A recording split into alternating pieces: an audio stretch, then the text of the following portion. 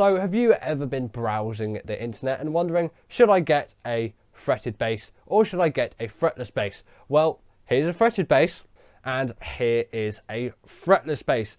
I'm also going to do something about that 5-string in the background there, and I'm going to tell you, do you want a fretted bass, a fretless bass, or that 5-string that's hanging around in the corner as a little bonus? So stay tuned, and I think you're going to learn a lot from this one, and hopefully this will influence your next bass buying decision and give you the right move for you.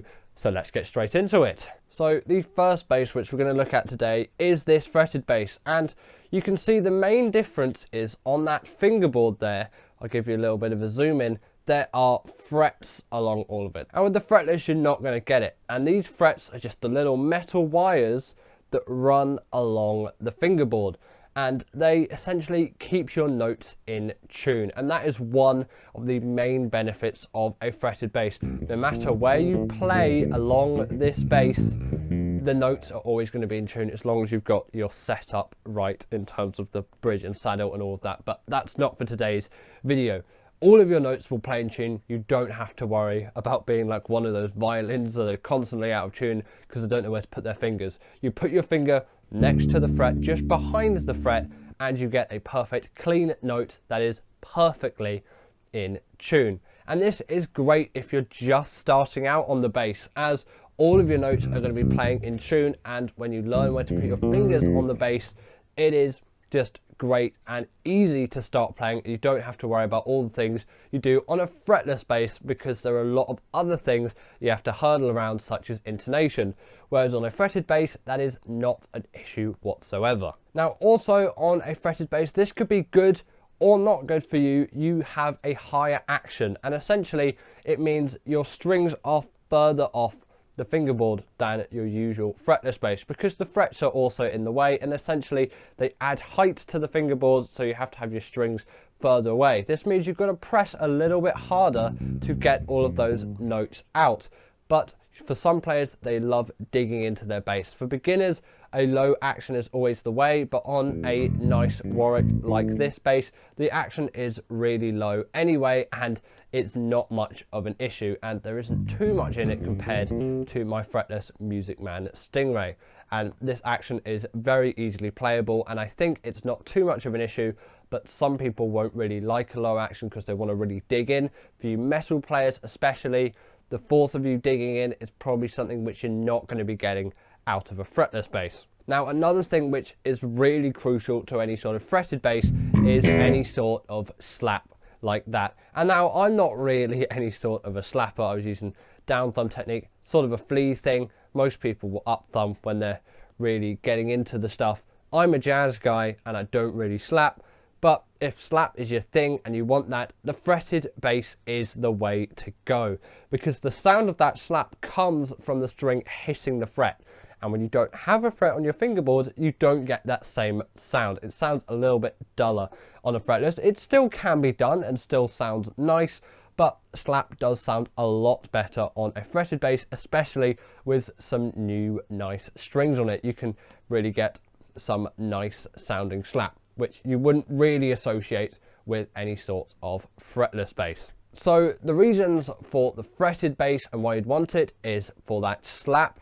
All of your notes are playing in tune, and if you want to dig in a little bit more and have that higher action, that is another good thing coming from the fretted bass. In general, they're easier to play than fretless basses, and they offer any sort of sound which you're really going to need apart from the fretless sound, which is more specific. There is a much wider range of sounds that you can get from a fretted bass, and it is the widely accepted electric bass that you'll get. Basically all of them are fretted, and it is for a reason that they are most commonly used, and they are easier to use than any sort of fretless bass, which we'll see, and that's why they're great for beginners and just general session musicians.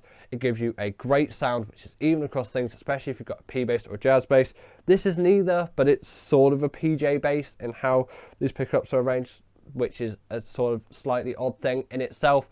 But the fretted bass is the way to go for you sessioners or beginners, if you're just getting into bass, or if you like any sort of slap, rock, metal. Fretted is probably the way to go. So now we've got my personal bass of choice, the fretless Music Man Stingray, and I am saying this is the bass that I use, just because I might sound possibly a little bit biased, but I'm going to try and keep my bias out of it, as this is neutral and this is what I think you need to know about the fretless bass. Firstly, if you're a beginner, don't play this thing. Start on a fretted bass until you've learnt all your notes of the fretboard. You can check out my fretboard video on how to learn all the notes on the fretboard, and once you're playing all your notes in tune, then if you really want a fretless, then go for it. But your main issue is all of that tuning. You've got to make sure all your notes are in tune. All your lines are going to sound horrible. It's not all going to work out for you. And, you know, as a beginner, it just adds an extra hurdle in the way, and I don't think it is good for you beginners.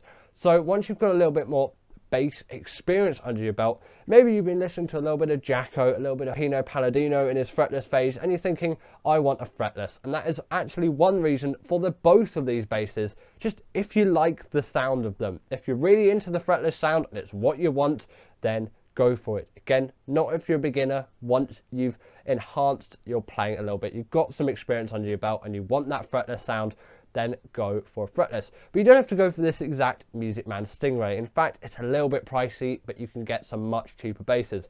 Same with the Warwick as well. Not really a starting bass, although a very lovely bass on the expensive side of things. But the good thing about the fretless, in my opinion, is its sound. It just sounds simply fantastic to me. I love all of those Jacko things, like the come on, come over bass line when you're going over like this. Like, it's a great bass line, and it's that fretless sound, and it is awesome. Again, it's really good for that jazz stuff. If you sort of want to replicate the sound of a double bass, then a fretless is a good way of doing that as well. Also, a lot of people play their fretlesses with flat wounds. If you don't know what it is, it's to do with the strings, and you know, they're wound with flat, they're sort of tape wound in a way, although they're different, and then round wounds are just round with wire. They sound different. Flat wounds are a lot more muted, but I personally really like a fretless bass, also a fretted bass, but I like playing with rounds on my fretless. This sort of eats up the fingerboard a little bit, but I think it adds a nice little extra kick to the sound. But you know, all of this glissando-y stuff is the main reason for your fretless playing if you want to get into it, because you've got that, just, I feel like it's in a way a bigger sound, or just a nicer sound in a way. I can't really describe it, but when you're playing a fretless and you're really going for it and it just sounds great coming through your amp, there's really nothing, in my opinion, that beats it too much. You've also got a lower action. I talked about this on the fretted bass. You have a higher action on that, and you're going to have a lower action on this, and that, in my opinion, makes it easier to play, and especially when you're playing quick, because I like to play really lightly with this hand and this hand, and playing lightly is really the way to play with the most consistency and fluidity, and generally get the best sound overall. Now, not too lightly that, you know, the notes aren't coming out on the string, or, you know, that your volume is just so low that no one can hear you, but just the perfect amount where you're really in the groove and you're getting all the notes out cleanly. The minimum amount of effort really required to get that great sound, and that is really how you should play bass generally, unless you want that really aggressive sound. Then you've got to dig in hard, especially with this hand. Not really this hand as much. This can still be really light. It's just tiring to play bass and have to put loads of effort into it, and I find you just have to put a little bit less effort into playing the fretless. I can play it a little bit lighter, and that is a really nice thing for me. And another thing which I just love doing, frankly, is harmonics. And I always find harmonics, for me, they just come out better on a fretless. And obviously you can do slide harmonics, which you can't do on a fretted bass. And all of these harmonics and just nice things, like all this Jacko thing, it sounds so great on a fretless. I know Jacko didn't play Portrait of Tracy on a fretless bass, but if you've got a fretless bass and you chuck some compression on it, it really can't be beat by a fretted bass with any sort of compression on it as well. I always just think the fretless stuff sounds better in that regard, which is why obviously I play it. And just one final thing along with the fretless as well, which I think really makes it my champion of a bass is that I find that the frets sort of get in the way on a fretted bass for me, and you sort of don't realize it in an extent until you're on that fretless. And especially if you're sliding or doing things quick, I often find I get stuck on the frets, and this is just me playing loads and loads of fretless because I've played this for quite a while now. On a fretted bass you get used to it and it isn't an issue, but especially if you play a lot of double bass as well, it can be an issue when moving to a fretted bass, and that is where a fretless really does come in nicely, as it acts that same way. And it's not like I have no markers. I do have dots along the top of the fretboard here, so I do pretty much know where I am, and you know, my fingers know where the notes are anyway because I figured it out and I'm using my ear to hear all of it. And they're all skills you have on the double bass as well. So a good thing is for me, that last thing is the frets don't get in the way, and especially coming from double bass stuff, it's easier to move over to a fretless bass than a fretted bass in my opinion. And just one last thing, this 5-string, as I commented, you got a little bonus at the end, and it's my opinions on 5 strings. Now I do not have a fretless 5-string or a 6-string for that matter, but we won't go into it. This is another really nice Warwick. It's a slightly later one than that 4-string, which is now back on the wall over there because I need to put another bass up there. Yeah, the 5-string, you can either have a high C or a low B. On this one, I've got a low B, and I'm actually not sure if this is in tune. I don't think it is. But the point is, with the 5-string, I think for beginners, it really isn't the way to go.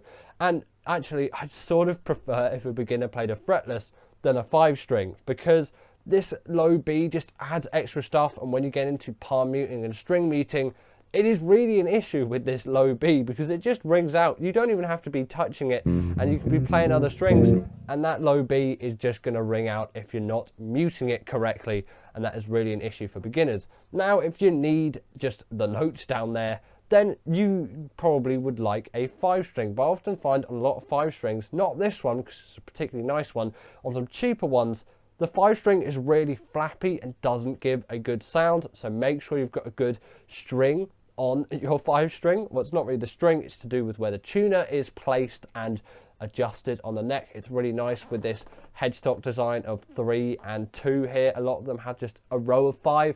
Doesn't really work out so well for the 5-strings, so get a good 5-string, because usually the 5th string can be pretty lackluster on some cheap ones. If you need the notes down there though, and you don't have a 5-string, you can always drop your E string to whatever tuning, drop D, drop C, whatnot, or it does tend to be a little bit flappier than that B string.